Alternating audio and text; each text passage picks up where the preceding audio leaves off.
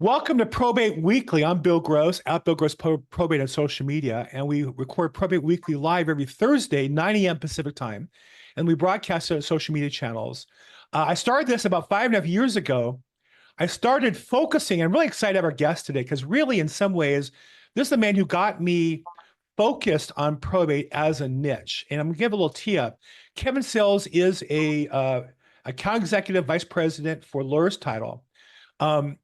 Before I was in production about 6 years ago, I was managing a company. I was looking for ways to help my agents build their business and grow.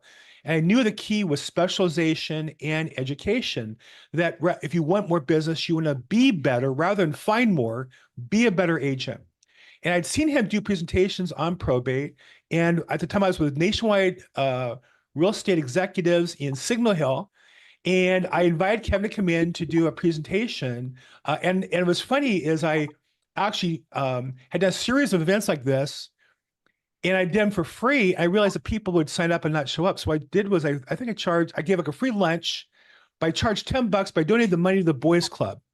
And so I didn't really do it for a fundraiser or make any money on it. I did because I want people to take it seriously. And a little story behind that, I'll tell off camera someday. But he came and I sat there and watched that. At the time, I was a manager, not in production. I thought, if I was an agent, this would be a niche I'd really look into because it had a lot of positives. It's a growing niche. Unfortunately, the number of people who own property and are dying is increasing. It really is a problem for the families who are in this because, by definition, probate is a problem. And somebody owns a property who doesn't want it, the decedent, or a guardian, or a conservatee, or somebody who needs a guardianship. And they want to change the property. And to get that done is a problem. And they bring in experts like Kevin Sayles and like me and attorneys to solve the problem. And how do we get more business? Well, if we're better at our jobs, we become more valuable to our customers. And so Kevin Sayles at that time was really focused on education and training. And rather than just being a title rep, which in my days used to be, they'd walk in, they were good looking. Well, he's a good looking guy. And they bring in free pens. Here was a guy who actually helped people, I think, be better at their job. And not only was he a resource, but would help his client agents be more valuable to get business. So with just an intense debt of gratitude and appreciation and admiration for what you've done, and hopefully I try to do the same thing. Kevin Sayles, thank you so much for joining us again today. Thank you for having me. I love to be here with you, Bill. I like it when I participate sometimes and join your calls and as a viewer watching. And so I'm really glad to be here and to be able to speak with you. Now, for those of you that call, we do this live on Zoom because we wouldn't be available to answer questions. I believe that the best way to learn is for you to ask a question if you have it, and other people watching have the same question and don't have the ability. So feel free to put in the chat box in the Zoom or raise your hand, or if you're brave enough, just call out and I'll call on you family style and we'll get the questions answered. But Kevin and I have done this a few times. We're both pretty comfortable with answering questions. We both have families, so we're used to people jumping in when they're supposed to. So feel free to do that. But let's start from the beginning. Kevin, I know the background. You told a couple of times, but give us a little bit of background. How, of all businesses, did you end up as a title rep? And specifically from there, how'd you end up focusing in probate real estate? It was kind of a weird path. So out of college, I started working in banking. And I was in a management training program that taught me every aspect of banking, but our bank primarily focused on loans. So I had a lot of experience in lending, and I became the training man. I got promoted, became the training manager at that bank. Um, that was Home Savings of America. We were bought by WAMU back in the day, and during that time, I was going to take a layoff and go find a different job. So I was searching for a job. I thought I was applying as a loan manager at Countrywide, but they were looking for exactly what I was. They were looking for a training manager who had training management experience, but also knew lending and knew title and escrow. And because of some stuff I had done at the bank, I knew all of that. And so long story short, I ended up getting the job there. Countrywide was a company that would hire and fire, and they owned the title company. So I was working for their title company. They hired me, and within 6 months, I hired a staff and laid them all off because the refis contracted. And I knew writing's on the wall, so I decided, let me go back into sales and sell title insurance. Since I know that business, I can add a lot of value because I know the lending aspect, I know the real estate. I felt like I could really add a lot to it, and that's how I ended up. I guess I never charted a path to become a title rep, but ended up finding that job, and it worked out pretty good. And I think just to stop for 1 second, for those listening here, notice what he said. He did not say because I knew a bunch of people who needed title, I became a salesperson. He did not say because it was easy, I did it. He said because he knew about title, he could sell it. And I think that's the attitude that he comes from. And I think that I saw, as a result of him, a path for myself, which is the way to get business is not by getting business. The way to get business is by being of value to people so that they need you and then choose you to be their vendor. In enough cases, you make a living, right? So let's talk about that. Must have been a little bit, I want to say scary, but nervous as far as going from a salary position into sales and depending on the value. What was that transition like? So I mean, I'm very driven. I've never had a job in my 30 plus years working. I've never had a job where the boss put more pressure on me than I put on myself. Mm, So yeah, it was a transition going from a position where you had a salary and that sort of thing. But for me, I was driven. I read the comp plan. I said, I'm going to go out there and do this. I looked at the time, this is back in 1999. I looked at the sales board to see who the top producer, sales report to see who the top producer was. And I'm like, I should be able to do that many deals. I should be able to get that many title orders. yeah. I'm just thinking like there's 20 business days a month. If I work, so it just worked out. I think one of the things that helped me is I had a corporate mentality, right? I came from banking and then working at Countrywide, both of which I had to be in my job from 8 to 5. At some point, I had a little more flexibility, but for a lot of that first 7 years of my 6 years of my career, I had to be in my role when I was a branch manager at the bank. Imagine if the manager's there not there to open the door at 8:30 before the bank opens at 9. That would be a problem. People want to get their money and they can't. So I had very diligent and disciplined schedule of working the 8 to 5. And so when I looked at it, I was like, yeah, it's not going to be easy. Yeah, there's going to be things that I don't know about, but I Right. can do this. And I broke it down in my mind. I said, man, if I can get, this was my thought process. If I can get 40 real estate agents to give me two of their transactions a month, then that's 80 orders. 80 would have been the top producer. And I was like, that's 80 Nice. title orders. I could be the top producer. And it never worked out like that at all. I've never gotten 40 agents to give me 2 deals a month, but I think it took I don't remember exactly the number of months. I think in 5 months I was the number one rep, and it just went on from there. So my mentality and the way I approached it was right, but it never ends up the way I always say that, like you're working on this over here and then you get a deal from over there. But it's the putting that energy and that work out there that brings the business. Yeah, you probably got 200, you probably have 200 agents who give you each a half a deal. It's kind of how it works Exactly. out, I think. So, okay, so let's talk about, you're obviously in a very competitive business. No surprise to you. There's more title companies than just Lawyer's Title. There's your own company. You got a bunch of reps as well that theoretically compete with you for the business. I mean, you may have some territorial respect, but at the end of the day, I do know that if somebody on this call want to do business with you elsewhere in California, that you would have the ability to do business with them. So theoretically, it's very competitive. What is it that, and I know the answer myself, and I don't want you to worry about being immodest. I want you to share with us, why does a real estate agent who chooses to work with you versus the other 2 billion title reps that are available in Los Angeles? It's the service that we provide. I think of title insurance as rubbing alcohol. If someone needed rubbing alcohol and I went to, let's say, Walgreens, they would never go, oh, that's Walgreens rubbing alcohol. I don't want that. I mean, I don't even know if there is a brand of rubbing alcohol, right? It's just rubbing. It's a chemical product. We just use it. And I feel like title insurance is the same way. The policy, the company that insures it, yeah, there could be some and strength and all that, but most people don't look at that took a title insurance for that. It's about the closing service that comes along with it. So for me, it's all about the value I provide. I think my first day out in the field calling individually on a new client, I was referred across the hall to a guy. And it wasn't that day that he told me, but very early on, he said, if you always provide information that help people close their deals and do business, you will be successful in this business. That was my mentality already, but he totally confirmed it. And that's always been my approach. Back in the day, title reps used to bring donuts. They used to joke that we were the donut bringers. I was never that person. I never brought the suckers at Halloween. I never brought the donuts. That's not the way I did business, because if I actually told a guy one time, this guy had this deal, and he when I walked in, Can I tell the story? This is a really good story for Yes. okay. I walk Yes. in You this can tell real whatever you estate want. office, walk in this real estate office, and this other title company had hired a rep that was much prettier than I am, and That's she a was long list. yeah, she was attracting the guys in the office. And so I walked in, and this guy, gets on me. He joking but serious. That look, she just brought me these chips. It was like the little, you buy a big box of chips, and there's like little bags in there. So what? 30-cent bag of chips. She just brought me these chips. What are you bringing today?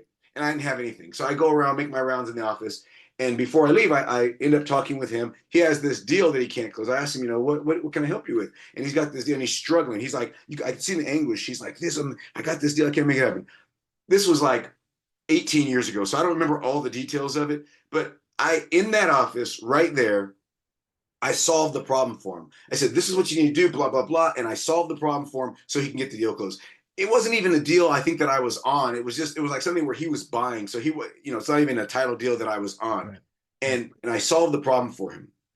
And he was going to make quite a commission on this transaction. Right. And I told him, I said, so look, you're just right now you just made, I don't know the number, I said $20,000 commission. I took out my phone and pretended like I was actually there. I didn't have a smartphone, but I think I took out something and said, the way I calculated, that's 100,000 bags of chips. So until you get another 100,000 bags of chips from another company, don't ever mention a Exactly. bag of chips to me ever again. Yeah. you know Yeah. because it's not, who cares about a 30-cent bag of chips? I helped you close a deal. I helped you figure out how to solve the problem so you can close the deal, and you made a commission from that deal. That's more important than anything else. So, well, there's two parts to that story for those of you listening. And this, he's talking about title, but for all of us who are in real estate or attorneys or vendors, it's the same story, which is one, be so valuable to your prospects that enough will do business with you that they'll be attracted to you, not the other way around. And then two, you told a story that while you didn't bring the bag of chips in, and I used to, manage real estate offices. I would see those people brought in the bags of chips. I'd see the cute girls or guys who would flirt and all that. And I'd see the ones who worked the system, who looked for people with problems to solve them. And you said the key thing though, you didn't bring the bag of chips, but you worked the floor, you worked the people, you saw the people. And that's the second part of this. It's one thing you have to be on social media, and you have to give information, but you also put the work in. And if you do enough of that and it's good enough, then the business comes to you. There's a mistaken thought, well, I'll just post on Instagram every day. Well, that's 5 minutes. That's not a business. That's 5 minutes versus, if you're on interviewing people or talking all day long or 3 or 4 hours a day, you generate that business, and that's what happens. So again, I think it's a great metaphor for all of us in business, whether you're in title or escrow or real estate or attorney. So let's talk about first off, let me help you address the realtors on this call that are watching either live or replay, that they don't know that you can solve a problem they have, meaning they think you bring in flyers and pens and decorations or sponsor the office party. They don't know that you solve problems. So talk about either that problem or similar problems. What are the kind of problems that you help real estate agents solve so that they should do business with you rather than be the best friend with the guy who brings in the ballpoint pens? Yeah, I mean, I spend so much of my day dealing with challenging situations, problem files. I read a trust, probate case, court order. Though I read one of those documents, usually 2 to 3 every day before 9 o'clock every day. Wow. I've already looked at a couple files this morning that had situations like that on them. That was what I did start at 7:30 this morning. So the point is, I've looked at so many different scenarios. There's rarely, and I love the day when I get something new or something I've never seen before. But there's rarely a day where someone calls and says, "Here's the scenario," and I haven't seen it. Not bragging, not boasting. It's just because the volume. I mean, I've been doing this since 1993. I've been in this industry, right? So I've seen a lot of things. I do a high volume of transactions, and so you just kind of seen it all, right? Yesterday I was dealing with a client. I mean, if you could name anything that could be wrong with this scenario, it's there. It's 2 6 units, a duplex in Santa Monica, 2 6 units in LA, a single family in another city like Southgate or something like that. Um, the family had built some nice wealth. They had 12 children. The parents die. One person, the successor trustee is great, but then the successor trustee dies. The second successor trustee bad actor. And so that person steps in, is not handling things right. The other 11 heirs, or maybe there's 10 now because I think the one died, the other remaining heirs have to sue, and then they replace them. So all of that's going on. Well, when the new trustee gets appointed, they don't have a clue what's going on. Right. They don't know which properties have more. They think all the properties are free and clear, everything. No, some of these properties, I think several of these properties have mortgages on them. One's in foreclosure. You got years of taxes not being paid on properties. Out of all these units, let's just call it 15 or 18 units, because some of them are 6 unit buildings. So let's just call them 15 units or whatever. More than half of them are inhabited by family members that aren't paying rent.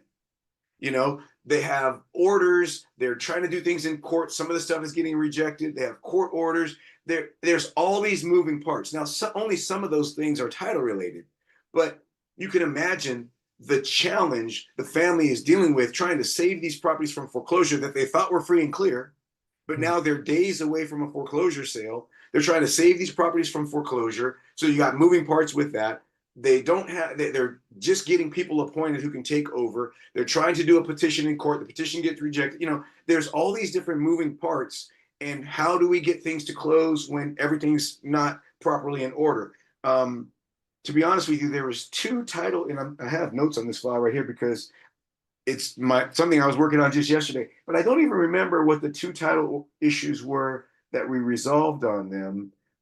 One of them was a payoff issue with the, you know, when you have a property in foreclosure, the lender has to give a payoff. For us to, as a title company, to pay them off, they have to give a written payoff document. That's what binds them to remove the loan. There's an issue with the payoff. We were able to solve that with the person doing the loan yesterday. So that issue was taken care of. There was another issue prior to that, and that's the one I don't remember what it was, but we resolved that one as well. So now, as of yesterday, I think the loan funded yesterday. As of yesterday, it's either closing today or tomorrow. It's going to be reporting, and they're clear. They're going to save the foreclosure was like next week on Thursday, so they're going to save the property from foreclosure, and you know, help them get the pieces back together. But you know, it's just there's so many moving parts. It's kind of a nightmare for people.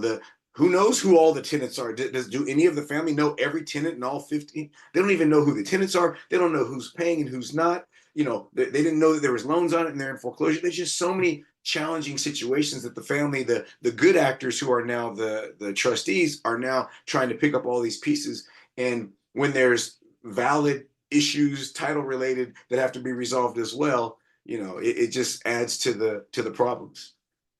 So I want, again, for those listening, I want you to notice two things that he said there. I don't think he understands how significant they are. One is he talks about the problems, but he runs to it. So there's a saying, you know, ride to the sound of gunfire, right? That's what brave men do in the Wild West. They would hear gunfire, they knew it was a neighbor maybe being attacked by Indians or bad guys, and you ride to the sound of gunfire versus run away from it. As real estate agents, oftentimes, and maybe title reps, you know, there's a problem file, they just send it to underwriting. There's realtors, they just send it to the title rep. And frankly, you can do that with Kevin, but I would challenge you to do, he also said he reads the title report, he reads the prelim, he reads the trust documents. You know, I once had an attorney, you know, question me on something about, you know, because I read it in the trust and I said, you know, I said, well, it says this. And he says, well, you an attorney? I said, well, no, but the trust is written in English. I can read English. It's not that, I'm not rendering a legal decision here. I'm just reading the English and parroting back to you what it says. Now, of course, maybe there's another document that argues on that, and then that's a legal opinion. But if you just say the trust document says on paragraph 12, blah, blah, blah, that's not giving legal advice, that's reading English. And so I want to challenge all of you to stop next time you have a document with a problem and take the time to roll up your sleeves and at least read it and then call Kevin.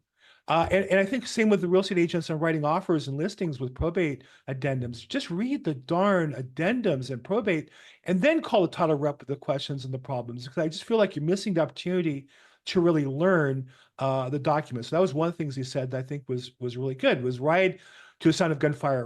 And then second, look for problems. You know, too many of us see there's a problem. Oh, that listing's too difficult. No. If you saw that difficult listing, in quote marks, is your free education. That's your probate class. Like, you can go to, Kevin's done training and he has a book we'll talk about a little bit. And there's other classes you can go to.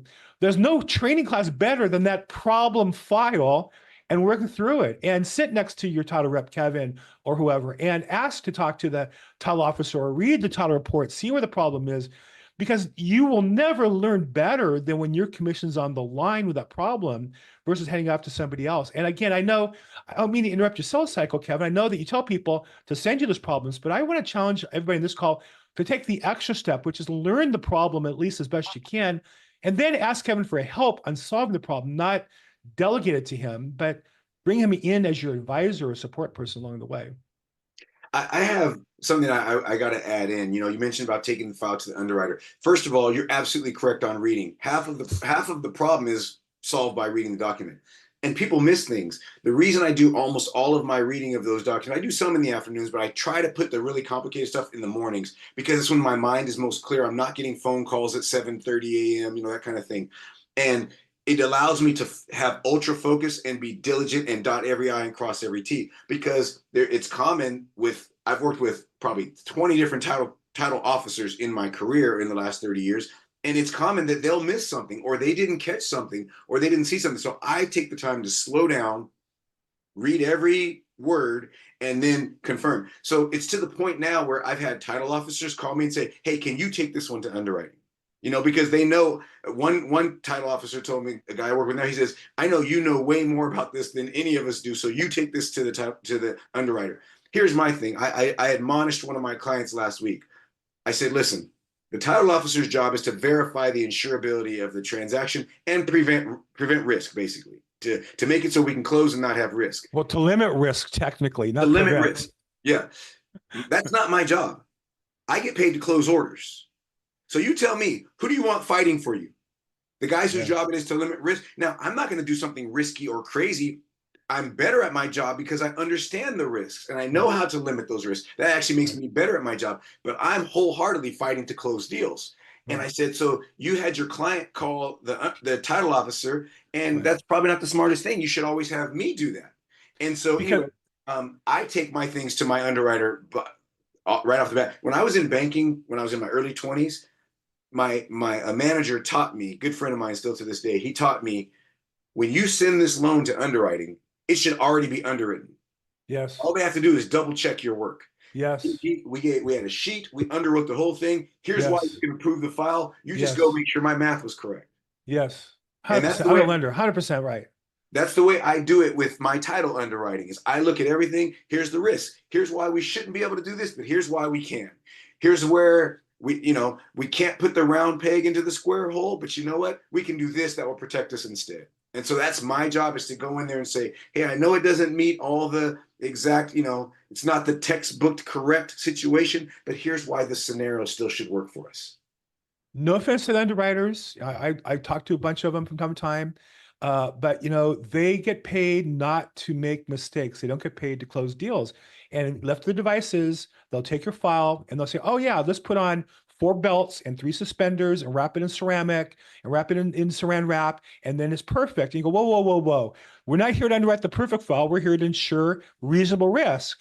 And your account executive, your Kevin salesperson, is the one who's going to counterbalance and push through and say, we need to find a path here towards a reasonable risk that we can ensure, not to put the company at risk, but a reasonable risk. And I always tell them, it's insurance. It's not guarantee.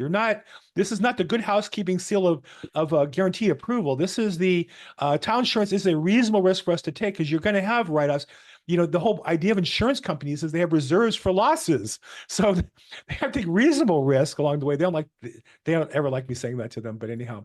Okay, let me jump in here because we got some good feedback in the chat box from Barbara Dyer out of Georgia. She says, greetings. And then she purchased your book and found it very beneficial, even though she's in Georgia. And she teaches continuing education classes in Georgia. So, hey, Barbara, feel free to put the link down to your class or program, whatever you're doing there, and promote it to anybody here. And then if I can remember, I'll copy that and put that in the other channels as well. But glad to promote you. And if you're helping people learn, I think that's great. And we'll thank you for the resources. Now, I think your book, in fact, can I put that on? I asked you what to promote. You said not to anything else, but can we promote your book, Kevin? Is that okay? Yeah, you can do it. I'm not supposed to, but you can. Yeah. Oh, okay, good. So I will say first off, I think it's must reading. Now I'm a reader. I buy stuff literally all the time to learn. But one of the first books I got was Probate Real Estate Sales 101, Sales. I think he misspelled it on the title. I think he should put Sayles. Fantastic, but it's been around for a while, but it's aged well because it's not about the specific current law, but the principles that are timeless. And it's like nothing. It's $20. And then, but more important than that, do you still have the relationship with the probate data? Is that still a thing? No, I don't have any Okay. relationships at Okay. all like that at So there all. was a time when when there was a data company that was promoting his book. If you took out a subscription to data, they would give you a copy of his book for free. It was fantastic. But this is on Amazon, and I'll Oh, put I'm sorry, Bill, but yes, that company, they do. They buy copies of my book, and I believe they still give them out for people that buy data from them. Yeah, I don't really have any relationship with them, but they do on their own buy copies of the book and they give them out. got it. Okay. So we don't want to get him in trouble because we like Kevin and we don't want to give him any kind of trouble at all. But there's a company which is, let me get the link for that. Probate US, where is it? I used to have it on my website with the promo code. That's not good. Oh, Foreclosures Daily. There we go. Yeah. Okay, so I'll put this in the chat box. Foreclosures Daily is the name of the company. They also have a probate data product. They're live at local real estate events in LA once a month at the LA RIA event I go to. And if you go there, he has the books. You sign up, he'll give it to you on the spot.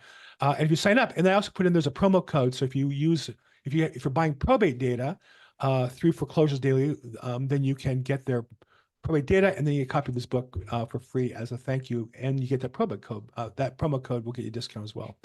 Okay, so let's talk about, we have on the call primarily real estate agents. Let's talk about, you've seen real estate agents that you've coached or educated or communicated with. You've seen some do well and build great businesses. You've also seen some jump in and jump out as fast as they jumped in and not do well. What's the common denominator of people who do well with probate as a niche as a real estate agent? So I know exactly what that is. And this is what I'm going to do because the Department of Insurance makes me only talk about title and escrow. I'm going to talk about what I did as a title person. Okay. Some title people, my boss never knows or ever cares where I am or what I'm doing. They've never asked me, what are you doing today? They don't care. As long as I produce numbers, that's all that counts. So some people get a job like that and they come in at 10, they eat their breakfast while they're starting their day at 10, 11:30, they go take a 2 or 3 hour lunch. When you look at the actual number of hours worked, it's not very many.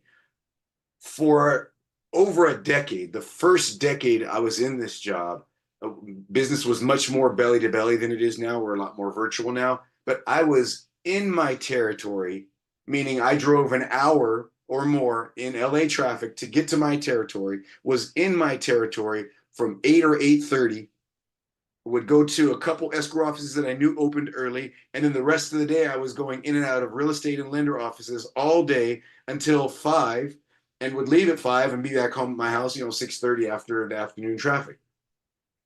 I brought my mentality from the bank. I used to be at the bank. I worked at the bank. I had to be there from 8 till 5 or 5:30, and then I just applied the same thing here. And Right. and the best thing I think anyone in any sales position can do is kind of the mentality I had, is that I'm going to put the same hours I did at this other job into something that pays me directly for my work.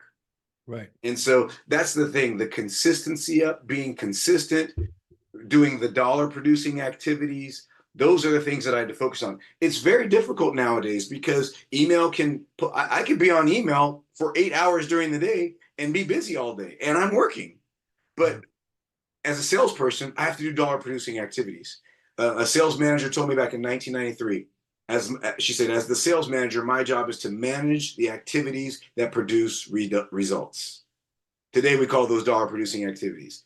I remember where I was sitting when she said this. I remember the tone of voice she used. I've said it back in my mind 20,000 times since then. I have to manage the activities that produce results, and that's what I focus on. So I think for anyone to be successful, that's the key. Another coach I had, he said, Kevin, you have to have more leads than time. Yeah. Isn't that simple and effective? Yeah. The agent that I've worked with that doesn't do phenomenal, you know, they have, or again, I'll put this back to title. The title reps that I've seen in the past, I used to be a sales manager at a title company, that didn't do phenomenal. They had this one client, they're trying to get business, and they're just putting all their effort in this one. It's like, Right. you've got Right. to have more. You can't get blood from a turnip. Isn't that the saying? You can't squeeze blood out of a turnip. They're working so hard on that one lead. Right. You have to have more leads than time. You have to have so many leads that there's no way you're going to get to all of them. Right. And because of that, you work as many as you can. And what happens is some of those start producing fruit. And that's what I do in my job. I mean, I constantly am trying to figure out what's another way I could have people to call or leads or get referrals or have ways to get new clients that I'm working with. What's a different way that I can do it? I mean, look, I've had many awards. I don't have them in my office. I think I put them they're in a box under my desk. I've been an awarded title rep for a long time. I produce well. I've been in this business for a long time, but I still have a coach because that coach holds me accountable and that coach presents new and different opportunities for me. And he challenges me. He challenged me just 2 days ago about, I was talking about presentations I'm going to do. He said, okay, but what do you want from the presentation? A lot of people think, oh, I'm going to go do my Wow. presentation. That's it. No. How many Wow. leads are you going to get from it? And then what is going to be your follow-up plan? Wow. And it challenges me because like, you're right. I probably would have gone in there, hope I do a great presentation, and then hopefully people will call me from it. But I didn't always have a plan of here's who I'm going to reach out to afterwards. And so, to me, that's what it's all about. It's about any agent. If I were an agent, I would have multiple niches. I think I learned a long time ago at a sales conference, it's like a table. A table has 4 legs. You got to have 4 legs, 4 ways that you're getting business, 4 irons in the fire that are producing business. And I love the probate niche, but to me, that's what I do in my job. And I think it all carries over to any other sales job, especially real estate.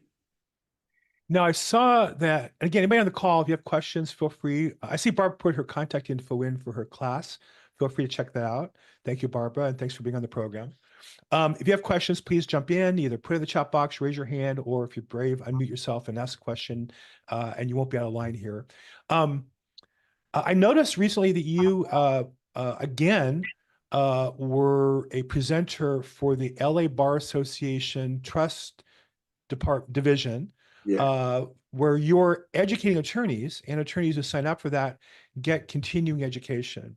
Now, I know that pre-COVID, you did that at the courthouse, and it was packed. I remember going there one day, and it was in the big courtroom. I think it was Division 1 they called it, where it was like a movie theater. I mean, there must have been a couple hundred people. They called it lunch and learn. People brought their sack lunch in, and you spoke, and you had a couple hundred people. Now I see that you do it because the nature of business now is virtual. You do it virtual. Do you do those events other than for the LA Bar Association? Do you do them for do ever real estate agents or attorneys ever bring you in and do continuing education classes? Is that something that you do regularly or have not done or done in the past, or you can't do Yeah. that, or what's the deal with that? Often, yeah. I mean, real estate, I'll speak about attorneys since you asked the question, I'll speak about real estate agents. So different attorney groups, estate planning councils, small attorney groups. There's focus groups attorneys have where it'll be 20 probate trust and estate attorneys, and they get together as a completely informal group. I've done everything from that small informal groups to specific trainings for law firms, their offices. But I do a lot of the like for instance, South Bay Estate Planning Council, Pomona Valley Estate Planning Council, bar associations, and I do a specific training for them. I do a lot. I do case studies and some legal updates that affect title and basically the closing of their trust administration or probate administration files. A lot of times it's things that they don't know about.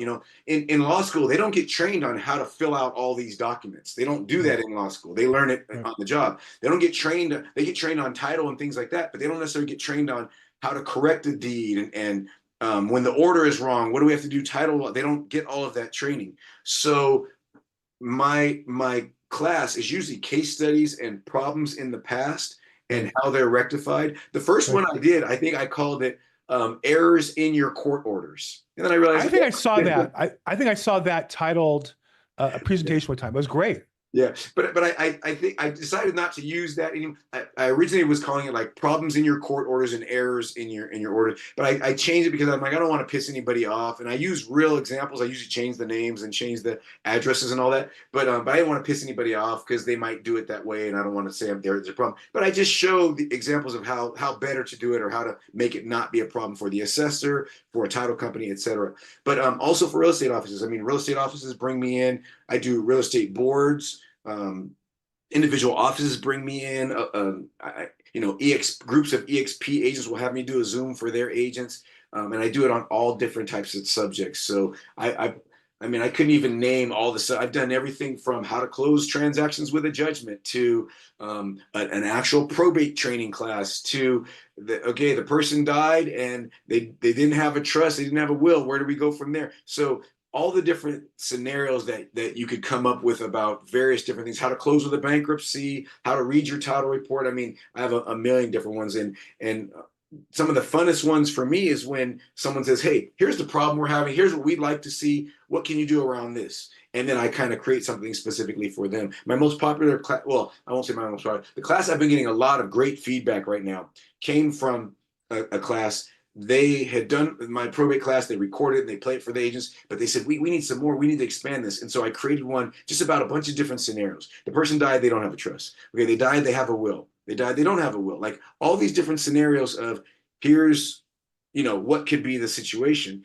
And I got so much great feedback on it because it's not linear like a probate class. It's just all these scenarios that people see. Okay, Right. the wife was on title, the husband is still alive, but the wife died. It's both of their property, but the husband wasn't on title. How do we deal with that? And we just go through tons of scenarios like that, and it's been very valuable. So, answer to your question, yes, I do that all the time. I can do that for anyone that asks, and I would love to. And if you see Kevin doing the class, I say jump in. I remember when I went to one at the courthouse, because they're like 5 years ago now. But I would see like leading attorneys in probate listening intently, taking notes, because while they had done a lot of things, they had never experienced that particular problem. And Kevin was exposing it and what to do to fix it. And so that information is extremely valuable. And when people say, how do you get business from attorneys? One answer is if you know the solution to the problem. I've had cases where I sat and said to an attorney, hey, I saw a judge approve this, even though the law says, I'll give you an example. The law says on a court confirmation that you can't sell the property for less than 9% of the inventory and appraisal report. And it does say that in plain English.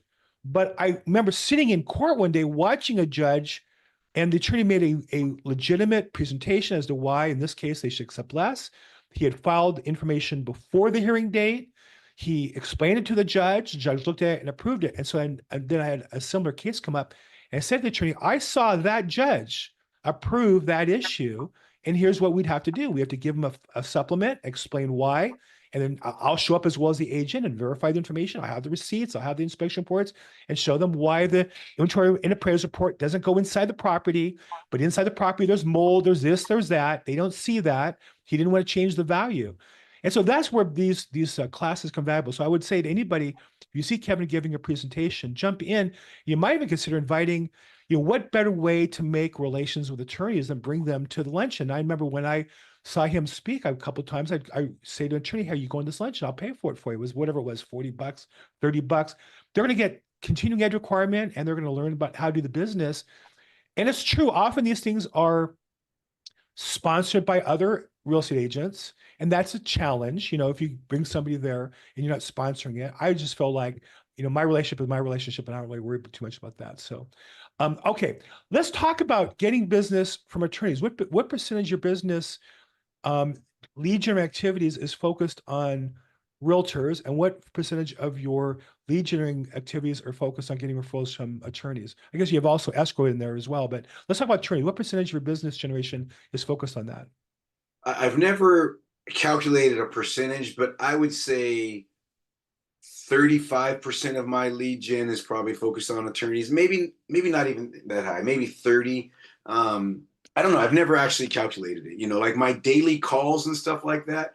Mhm. Attorneys aren't usually on that list, right? I'm usually my daily is if I'm dealing with people, I'm talking, but I get a lot of referrals from, I get emails, I get a lot of inbox from attorneys from the meetings that I do where they say, hey, Mhm. Kevin, I saw you at this meeting. We have this title problem. Here's a scenario. And Right. so that part happens. So I've never actually calculated that bill, but I would say that I probably spend 35%, prospecting to attorney. I have an attorney on my list. I got a call today from a function that I was at 2 days or last night, and I'm going to call him. So, but that would be my best guess. Yeah. So it sounds like you're doing your lead generation is really more uh, at scale, and then you're really more responding to leads coming in rather than you're not cold calling attorneys, doesn't sound like. You're not direct mailing to attorneys, doesn't sound like. Right. Yeah. And I think for those of you listening, you could do those things. I'm sure to some degree there's an effect to that, but that's not the ideal way you do business. Imagine Kevin has 8 attorneys who send him an email. Hey, I have a problem. Can you help me? That's a whole different experience than sending out cold postcards and cold phone calls saying I'm the real estate expert, I'm the probate expert, and things like that. So, okay. So Deborah wants to ask a question regarding a living trust. Sure, Debbie. Feel free. Let's see, get you unmuted, and let's get you jump in. Can you unmute yourself? Turn your camera on, or you want to just put in the chat box? How do you want to do it? This is meant to be participative. That's why I moved this from. I was doing this on a higher res application and recording it and putting it on later just this Okay. purpose. Okay, Debbie, what's going on? Yeah, so I have a living trust. My mother is declining and has asked me to take over her living trust. Mhm. Uh, it was initially done by a paralegal, but there's multiple changes that need to be made, including she had already made written changes, handwritten with ink, and now she wants to make more changes. And so when I went to pick up the living trust, the paralegal mentioned that if these changes don't take place, it's going to go to probate. I'm just wondering because there's multiple sections in the living trust, like for wills and the assets and the living trust. There's multiple notary it's notarized and dated multiple times in the different sections. But how can I make the changes to and then put a new notary date, current date? Can I do that, or do I have to do the living trust all over again for all the Okay, so let me different help. sections? So first, let me help Kevin. So we can't give legal advice, neither is our attorneys, and we really can't give you advice on what to do in your case. But we can kind of talk about the generic case, and then you can kind of figure out from there what to do, right? Thank So you. Kevin, I think this is the generic. I have a document, but it's not, but it's this, but it's that. And then there's another version. There's a prior draft. There's a newer draft. There's amendments. It doesn't really apply anymore. So on one hand, let's talk about if she should live and be well, but if she passes in this state, what's that look like? And then I'll talk about what you can do to avoid all that. So what does that look like? You get these documents and they're handwritten and there's notes. And then one of the daughters says, oh, she didn't really mean to change that. That was after. You see these kind of challenges all the time, right? Yeah, yeah, I see them all the time, and I'll just give you a story. We have a client that, matter of fact, this deal should be closing any day now. The woman was elderly. I think she's in her 90s. Had appointed her niece as successor trustee. There was problems going on with that situation, and so then decided to make some changes. And in the course of that, I talked to the my client, the agent, I said, make sure they go to their attorney and get that changed. Well, the attorney was on vacation, so they called me back a few days later. Okay, they're getting the docs back from, I don't know, some online legal service. And I said, listen, I don't recommend that at all. I highly recommend that they go to an attorney because the attorney that created the trust is still their attorney. I highly recommend that they go to an attorney for various different reasons. The attorney has a somewhat of a responsibility to make sure the person still has capacity to make those changes. The attorney typically is going to make sure those changes are made correctly. And for all the things going on in that scenario, I was like, if you don't go to an attorney, we may have problems closing this transaction when the time comes. And they did. They went back to the attorney, got the changes made with that attorney. So I highly, especially given what you said, that the person's already declining and stuff, I highly recommend you go have legal advice, go to an attorney to have those changes made. When you have what we call deathbed deeds, changes to a trust, deathbed estate plans, those are look like those raise an eyebrow. They always raise an eyebrow, to say the least, right? And so it's important that you go with a good, reputable attorney that knows what they're doing, that can say they assessed the person and they know they had capacity to do what they were doing at that time. So that would be my recommendation. Yeah, and again, not regarding Debbie's case in particular, but in general, I would say that when you have multiple changes and multiple dates and handwritten and declining, which means that you have a pending, you may have an impending deadline coming up. Again, she should live and be well. Best thing to do is just get the whole thing redone properly by a proper attorney. It's one thing to save money when you're in your 20s or 30s and say, well, I'm going to live another 50 years and the laws are going to change. But when you get down towards the end, and I think the answer depends on how big the state is. If you're talking about, $1 million estate or more, it's worth a couple $1,000s to get things done properly. If you're talking about, nominal estate, maybe that's why they save the money and don't do it. But you have to make a good business decision. But if you're talking about significant assets, and also, think about the family dynamics. If there's multiple siblings, they're gonna be fighting over stuff. Maybe it's worth the time. If it's just you, it goes to probate. It's not the worst thing in the world to go to probate, but obviously, if you can avoid it financially, it makes a lot of sense. You're gonna save a lot of money for sure. So, Absolutely. Deborah Bernal, thank you so much for the question. Appreciate it. Can I what about the paralegal who had been working with this, Mm, who I picked up the living mm, trust? She mm. says that she can be with me and my mother and the other family member to ensure that she gets written down and changed and have it all printed up correctly. And then she Mhm. could put those amendments on the top of the living trust. Is is that See, that's where a paralegal goes from being a paralegal to an attorney, because it's one thing to say I can do these documents. That's a paralegal's work. But to say that by doing that, that gives that legal power over the prior revisions, that becomes giving legal advice. And so not only is a paralegal probably not legally able to, but she's not really trained to do it properly. And so that's the kind of, to me, that crosses the line. A paralegal doing a standard templated estate plan, they can do them oftentimes as well as an attorney can, or better. In some cases, the attorney delegates it to the paralegal. But what you're talking about is making legal judgment. Is this amendment enforced or is this one enforced? By definition, that's legal advice. And I would be very concerned about having, let me ask you this, Deborah, how much is the entire estate worth? it's a 1.3 million? It's two homes. Worst case, for a couple $1,000s, you can have a great attorney do a great estate plan. I would definitely urge you to consider, from a business point of view, I would urge you to consider that, because I've just met a lot of paralegals that I will work with them regularly. That they think they know more than they do, and they don't see the results of their mistakes. And if they do, they just change businesses. I just think this is a classic case of if you're talking about multiple changes, declining health, to me, those are red flags. Get a proper attorney, do a proper estate plan. For $1 million, a couple $1,000s is going to save you. If that keeps you off probate, you're talking about saving $30, $40, $50,000 for a properly done estate plan ahead of time. Do Deborah, you have a, I'm sorry, go ahead. there's a saying, don't step over dollars to pick up pennies. And don't do that in this case. That's Yeah. far too much of an estate to worry about spending a few thousand to protect the estate. So Do you have some recommended attorneys? That she lives in Whittier, I live in Rowland Heights. I got several. I grew up in La Habra, by the way, and be glad to. Deborah, let's have Okay, offline and see what you think you need. And I'll send you a couple names of people you can interview. There's good online services that are inexpensive if you can help do it online and just redo a whole plan from beginning. And there's other attorneys that can sit with you, and together walk you through. I can think of one or two in particular. One in Placentia, I think is great. That can kind of hold your hand and walk her through the process. So let's talk offline. wonderful. Thank you, Bill. Thanks, Deborah. Thanks. And for all of you on the call, you should all be having these discussions with your clients. You should all have clients call you from time to time and ask you for referrals for estate planning attorneys. You should all have a Rolodex of a couple. I think of it as low price, medium, and high price. High price being more complicated matters, not just more expensive, but able to deal with bigger issue problems.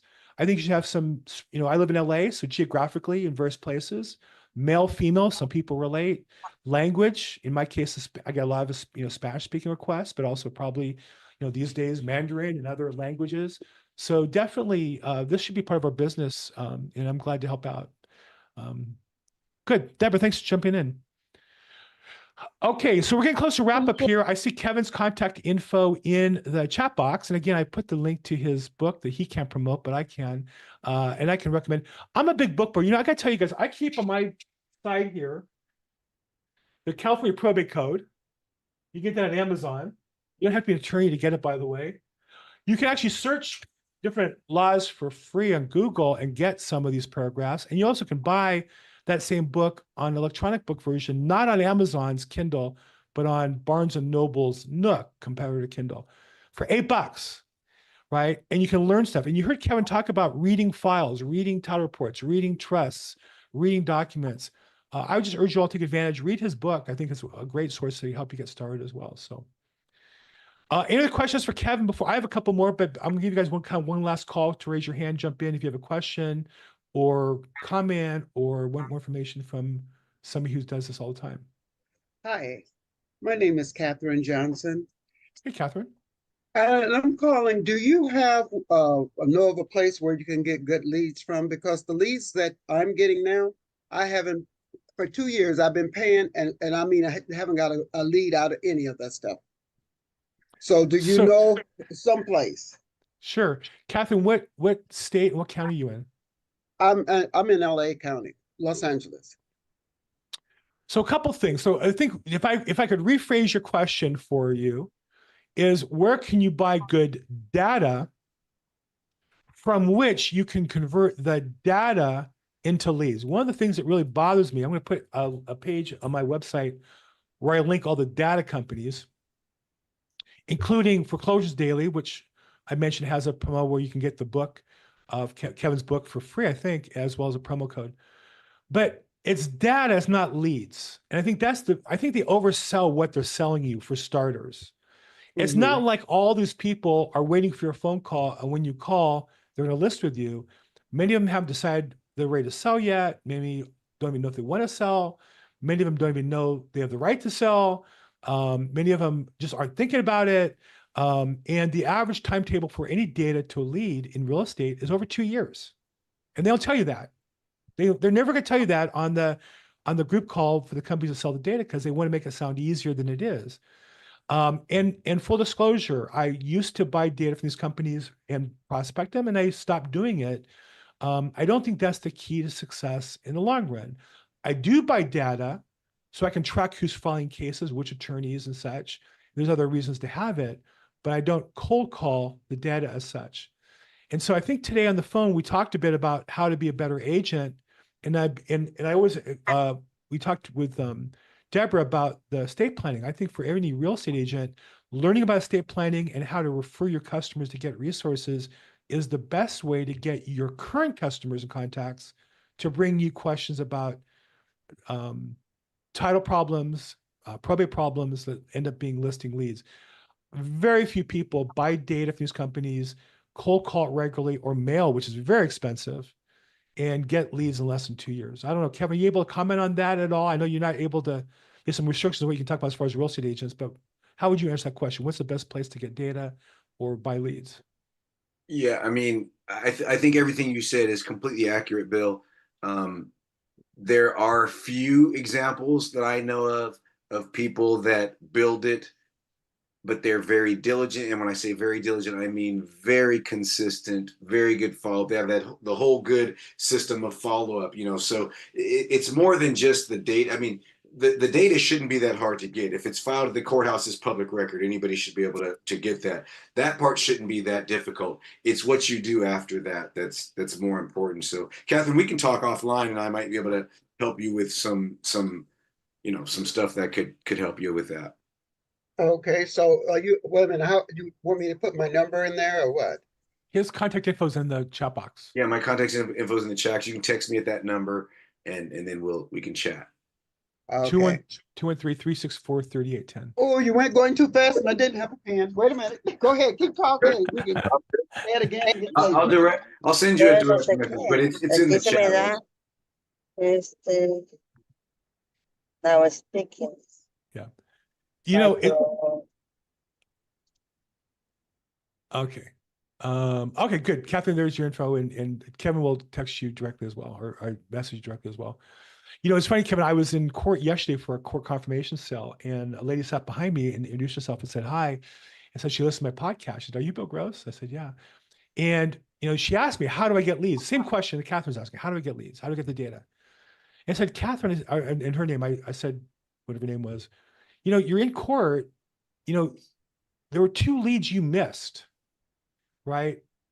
While we're in court for a couple hours yesterday, there were 2 different people walked up to the judge and asked questions or had comments or whatever was going on. And they paid attention. They gave the name of the case. They gave the case. Angela, I'm going to mute you. I'm not sure you're talking to us and you're disrupting. And their case number, was posted outside the door and the name of the case, and you can go to the record room and get the data, and oftentimes has their contact information. And so, that's why I recommend anybody to go to court and learn what's going on, because you think of data. Angela, I don't know if you have a question for us or not. I see you unmuting and you keep talking. I'm going to, no, I guess not. Okay. I'm going to ask, you have to hold on a second. What happens is that you don't have the ear for what's a lead, and you're going to call people and not know what a lead sounds like, because you think you're going to call them and say, oh yeah, thank God you're a listing agent. I need to list my house. What's your name? What's your number? Can you send me the documents? I'll list it today. That's not what it's like. What it is you call them up and they'll say, I have a problem. The problem is my sister this. The problem is the trust has this. The problem is there is a trust document, but there's handwritten notes. There were 3 amendments. They went to a paralegal. It all got messed up. We don't know what to do. That's what those phone calls sound like. And by going to court, you hear what that looks like down the road, so that when the customer gives you that problem, you can say not, oh, you're not ready to list yet, but, well, you have a problem. Either I can help you, or I can help you with somebody, Kevin Sayles or my title rep or my attorney or my whatever, and bring the resources. I think too often we're looking for the listing. We're not looking for the problem that needs our solution. Bill, that is so, you hit the nail on the head. I want to give you an example of me being in court. I was in court for a case. An attorney I know goes, oh, do you know that attorney over there? You need to meet that attorney. I said, no, I don't. But then the attorney left, so they didn't get a chance to introduce. So I said, I'm just going to stay here and watch. I'll figure out a way to meet them. So this other case goes up. They have whatever problem. I see that attorney hand the attorney who had the problem a note saying, I can help you with that matter. I handle that kind of thing all the time. Give me a call. Here's my number. I'm no dummy. I'm like, oh, you just told me what to do. So I'm going to do the same thing. So I'm watching their case. They go on. I'm trying, okay, what are they saying? They ended up having a vacant lot in this case that they couldn't sell. She's telling the judge, here's why I can't sell it. We can't get it financed, blah, blah, blah. And I'm thinking, I got 3 or 5 people in my cell phone that I could text at midnight and they would probably reply to me. They're clients I've worked with for years. They do hard money loans. They might be able to do a loan on it. Write on a piece of paper, have my info on it. And as she walks out, I hand her that piece of paper and I say, you mentioned this, I can help you with it. Because we're whispering, because the next case is going, you mentioned this, I can help you with that. Give me a call. She sees my name because she's an attorney. She's seen that I spoke at the bar. She goes, oh my gosh, I need to call you. I think 2 days later, I'm in her office meeting with her. We never talked about what I called her, what I passed that note about. We never, ever did. I never dealt with that situation. The point is, I ended up working with her. I have a situation with her. She's on my list of documents I have to read right now, 4 years later or whatever. Point is, if you watch and pay attention, the leads pop up when you're in the courthouse. Right. And so if I could kind of wrap up here, we're over an hour here, and I'm respectful of Kevin's time. When I was married, I don't claim to be a great husband. I've been married 38 years, one day at a time. I haven't been kicked out yet. But the Rabbi Emeritus gave us great advice. I think it applies to business as well. And I don't live this. I heard it. I know I'm supposed to do it, but I think I use it in business, which is, he said, the key to success in any relationship isn't finding the right partner, it's being the right partner.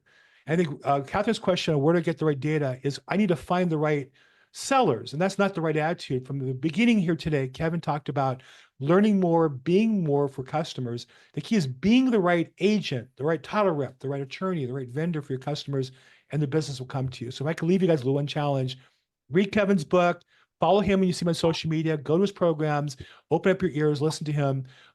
listen to this video again. Learn how to be the right person to get the business you want rather than chase after business that may or may not want you. So Kevin Sayles, again, we've gone a little long here. I apologize. Thank you so much for being the example of professionalism in our industry. Thanks for helping me get started and helping so many agents get involved in the probate niche. Really appreciate everything you've done for us.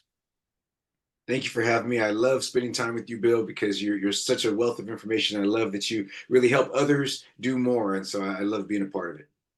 Kevin Sayles is an executive and VP at Lawyers Title. It's Kevin Sayles, Sayles, at ltic.com for Lawyers Title Insurance Company.com. Phone number 213-364-3810. I have a link in the chat box to his book on Amazon. He can't promote it, but I can. I recommend it strongly. Again, Kevin, thanks so much. And for the rest of you, this Probate Weekly, we do this live via Zoom call every Thursday morning, 9 a.m. Pacific time. We also record it and then put it out on social media, YouTube, LinkedIn, Facebook, all their channels. If you're watching this on the replay, put your questions in there, and I do my best to respond to them. Thank you, everybody, and have a great week, and have great holidays. Bye-bye.